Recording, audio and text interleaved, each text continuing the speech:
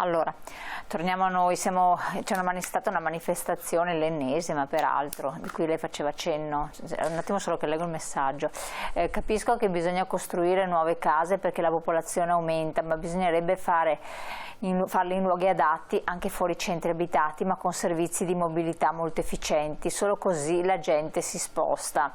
Che tra l'altro questo mi collegava a quello che è la battuta che avevo fatto chiudendo con il direttore regionale, dicendo già anche Padova ha problemi di spostamenti, di mezzi pubblici che vengono a mancare, e quindi è facile parlare, però poi per carità la metropolitana non è ovunque, men che meno da noi, e quindi è anche difficile questo. Ma qui non stiamo parlando tanto di case che vengono costruite, anche, ma la cosa più eclatante, come diceva lei, polilogistici, quindi occupazioni importantissime, capannoni, dove abbiamo dei territori, anche nella zona industriale di Padova, dove ci sono capannoni ancora dismessi, no? Se non sbaglio, che quindi voi avete anche indicato a volte delle aree che potevano essere interessanti.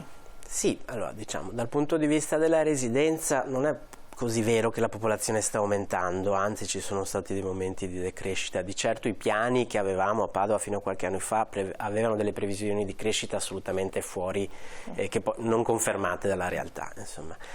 Tant'è che a Padova, dopo 20 anni di battaglie per la difesa dei cunei verdi, cioè delle aree verdi rimaste in città, in effetti il Comune si è dotato di un nuovo piano regolatore. Ha chiamato l'architetto Boeri per redarre questo nuovo piano, e ha in effetti limitato moltissimo le nuove aree residenziali, tant'è che le nuove aree residenziali non approvate non dovrebbero superare i 4 ettari di consumo di suolo, una cifra secondo noi ancora troppo alta, ma che ha sicuramente invertito la rotta rispetto alle previsioni precedenti.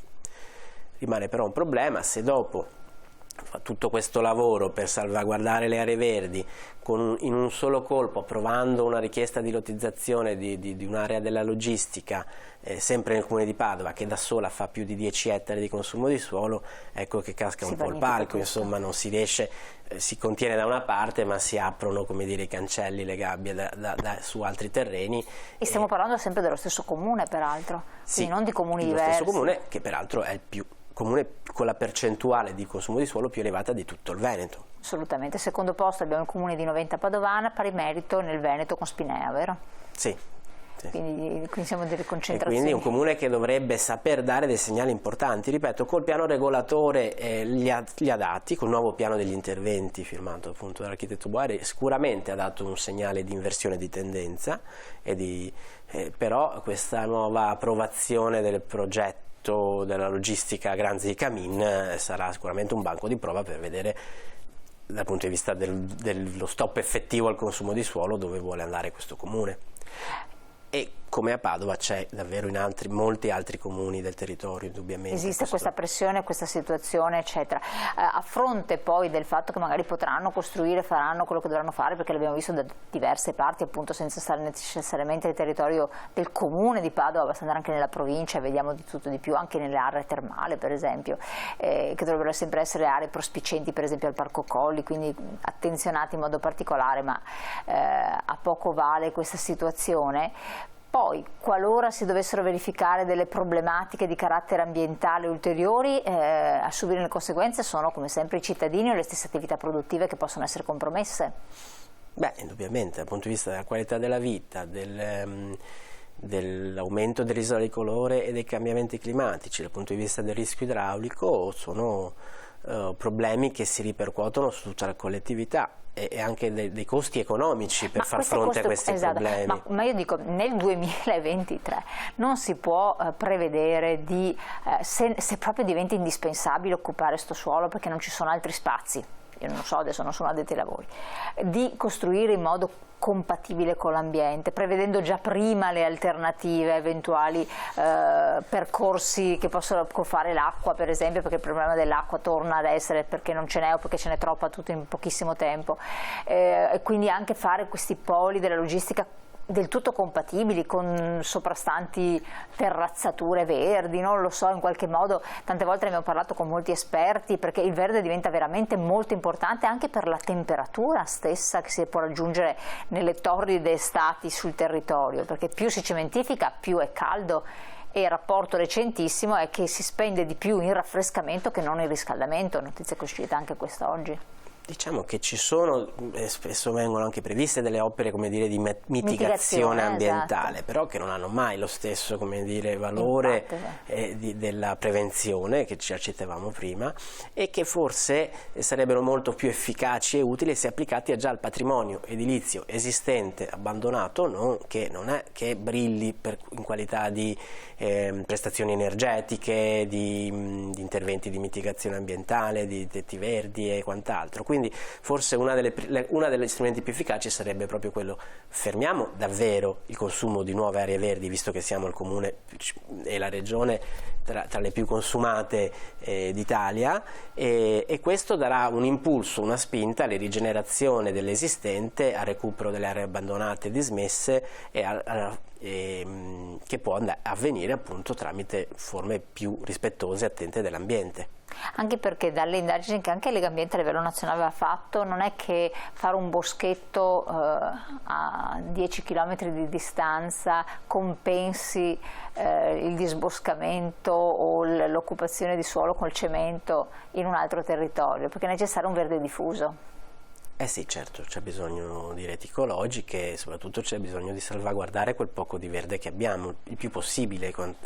E quindi, visto che abbiamo anche spesso delle esigenze magari legate appunto alle opere pubbliche, che magari fai fatica, allora su cui fai più fatica, diciamo, a trovare alternative, almeno si mettano in secondo piano tutte quelle cose che rispondono esclusivamente a interessi di privati, di grande distribuzione organizzata, che insomma tra l'altro non ha enormi problemi economici, visto che i supermercati aprono di continuo, insomma non mi sembra che stiano un settore in troppo sofferenza. Si chiede anche a questi importanti operatori economici del territorio di trovare delle soluzioni più compatibili con l'ambiente, perché continuare a costruire capannoni sulle aree verdi. Esatto, sensibilità ambientale anche da parte di questi operatori nel settore dell'economia, perché altrimenti dopo è inutile fare magari campagne di altro genere quando palesemente si va a danneggiare l'ambiente circostante. Voi avete un'interazione, un'interlocuzione a livello istituzionale da questo punto di vista con, va bene, nella fattispecie col comune, e quindi c'è qualche cosa che potete fare, oppure tutto sommato è soltanto legato alla sensibilità che i cittadini che si muovono e protestano possono in qualche modo smuovere oppure no?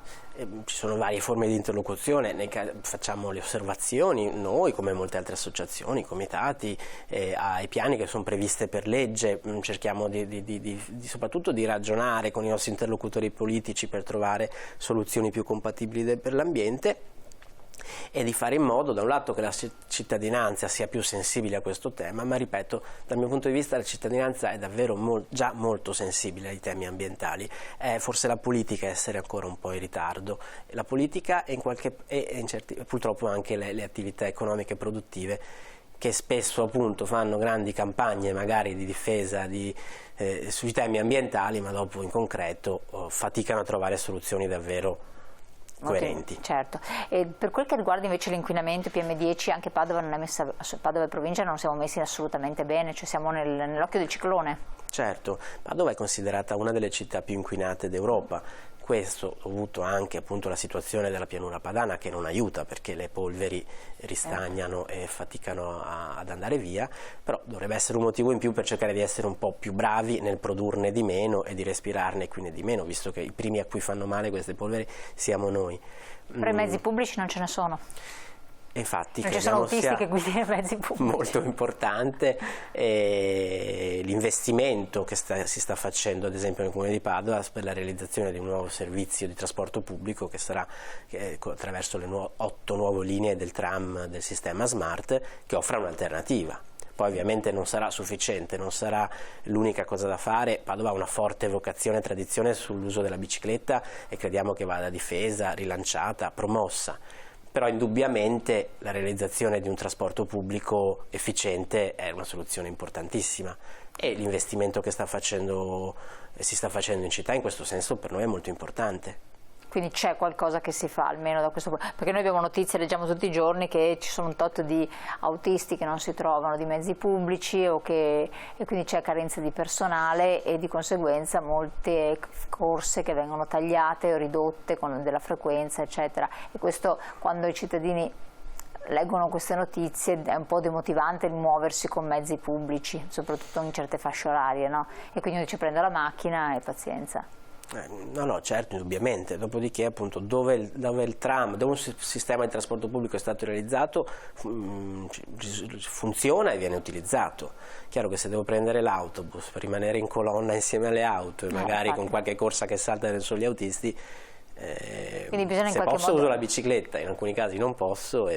Insomma, molto è in responsabilità del pubblico sostanzialmente, perché alla fin fine se i cittadini avrebbero questa sensibilità, si muovono, soprattutto nelle aree che sono strettamente connesse a queste zone di consumo del suolo, bisogna che a questo punto siano altri a mettersi la mano sul cuore. Bisogna fare delle politiche che spesso non sono facili, ma dal tram a ripristinare anche il trasporto ferroviario un pochino più funzionante sono senz'altro soluzioni concrete, quotidiane, per la cittadinanza. Presidente, grazie, abbiamo fatto un po' il punto sulla situazione, vedremo di tenere aggiornati i nostri telespettatori naturalmente, grazie ai vostri anche comunicati con cui sollecitate una sensibilità a queste tematiche, a queste questioni o anche ad altre, perché poi ce ne sono anche tante altre, non abbiamo parlato dei PFAS per esempio, che è anche una questione di carattere regionale e territoriale importante, ma magari la affronteremo in prosieguo. Io le auguro buon lavoro, grazie di aver partecipato alla trasmissione. Grazie a tutti voi. Grazie a voi telespettatori, restate sul canale 19, continuano le nostre trasmissioni, noi ci vediamo domani. Grazie.